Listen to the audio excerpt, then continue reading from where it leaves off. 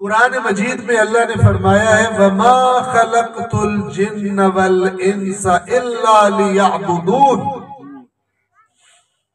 وَمَا خَلَقْتُ اور نہیں خلق کیا میں نے الجن والانس جنوں کو اور انسانوں کو الا سوائے ایک کام کے لیے۔ اللہ فرما رہا ہے کہ میں نے جو جن خلق کیے ہیں اور میں نے انسان خلق کیے ہیں ایک کام کے لیے خلق کیے ہیں۔ وہ کون سے؟ فرمایا الا لیعبدون، صرف ایک کام کے لیے انہیں خلق کیا ہے اور وہ کام یہ ہے کہ یہ میری عبادت کریں۔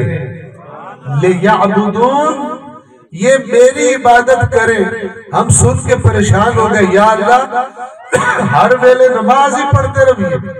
یا اللہ یہ جو آپ فرما رہے ہیں آپ نے ہمیں خلق اس لیے کیا صرف ایک کام کے لیے، الا لیعبدون، میں نے خلق نہیں کیا جنوں اور انسانوں کو سوائے ایک کام کے تاکہ میری عبادت کریں۔ لیعبدون، یعبدون کون سا لفظ ہے؟ ہم کہتے ہیں نا ایاک نعبد، ہم صرف تیری عبادت کرتے ہیں، ٹھیک ہے؟ تو اللہ تعالیٰ سے سوال، یا اللہ اے مڑکام ہم اپنے کام کار چھوڑ دیں، ہمیں تو اور بھی بڑے کام ہیں، ہم نے محنت مزدوری کرنی ہے، ہم نے نوکری کرنی ہے، ہم نے سیر تفریح کرنی ہے، ہم نے دوستوں کے ساتھ بیٹھنا ہے، فلان کرنا ہے، ڈاکٹر کے پاس جانا ہے، یہ کرنا ہے وہ کرنا ہے، یہ پہ سب چھوڑ دیں۔ اللہ فرماتا ہے چھوڑو نہیں، سمجھو۔ یہ جو میں کہہ رہا ہوں کہ میں نے خلق نہیں کیا جنوں اور انسانوں کو، اگر میری مراد یہ ہوتی کہ ہر وقت نماز پڑھتے رہو تو میں تمہیں ایسا بناتا ہی نہ کہ تمہیں کھانے پینے کی ضرورت محسوس ہو، میں تمہیں ایسا بناتا ہی نہ کہ تمہیں تھکاوٹ محسوس ہو، ہر ویلے میری عبادت ہی کرتے رہتے، نہ بھوک لگتی نہ پیاس لگتی نہ تھکاوٹ ہوتی۔ لیکن میں نے تمہیں بنایا ایسا ہے تم تھکتے بھی ہو، تمہیں بھوک بھی لگتی ہے، تمہیں پیاس بھی لگتی ہے، یا اللہ پھر ان چیزوں کے ساتھ ہم ہر وقت کیسے عبادت کریں؟ تو اللہ کا جواب کہ اپنے سارے کاموں کو میرے قانون کے سائے میں لے آؤ تو تمہاری ساری زندگی کو اپنی عبادت شمار کرو۔ تو فرما رہے یہ جو میں نے عبادتیں ہیں جنہیں تم عبادت سمجھ رہے ہو کہ نماز عبادت ہے، روزہ عبادت ہے، تلاوت قرآن عبادت ہے، فلان عبادت ہے، اور یہ تو میں نے تمہیں ذرا توجہ دلانے کے لیے تم پر لازم کیا تاکہ مجھے بھول نہ جاؤ، مجھ سے رابطہ رہے تمہارا۔ لیکن یہ ہے تمہارا مجھ سے رابطہ قائم کروانے کے لیے تاکہ جب باہر نکلو تو میں ہی تمہارے دماغوں میں ہوں، مجھے مت بھول جاؤ۔ آپ کو بتاتا ہوں، مثال دیتا ہوں۔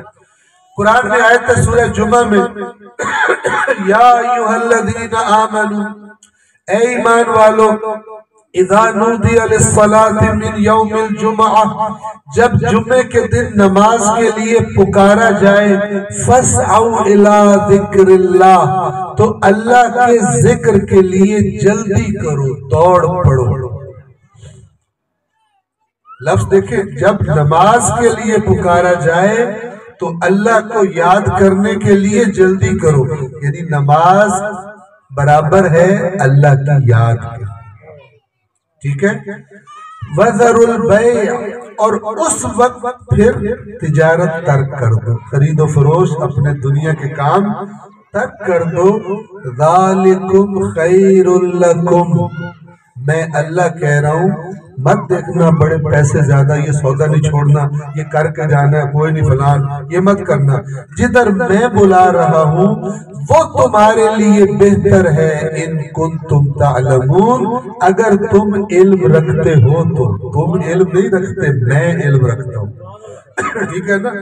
بندہ ڈاکٹر سے کہے ڈاکٹر صاحب دوائی بڑی کڑوی ہے، میں نے نہیں کھانی، ڈاکٹر کہتا ہے تیرے لیے بہتر ہے اس کو کھا لے، میں جانتا ہوں تو ہاں تھوڑی سی کڑواہٹ سے بچے گا، چوتھے دن پھڑک کے مر جائے گا۔ اس کی کڑواہٹ بڑی کم ہے، جو بیماری کی تکلیف ہوگی وہ بہت زیادہ ہوگی، لہٰذا ابھی جو تجھے ظاہر میں نظر آ رہا ہے اس کی وجہ سے دوائی کھانے سے دور نہ جا۔ توجہ کر رہے ہیں؟ اب ذرا غور سے سنیں، پھر اللہ فرماتا ہے فَإِذَا قُضِيَتِ الصَّلَاةُ، پوری ایک تصویر آپ کو دینے لگا کہ یہ عبادات ہوتی کس لیے۔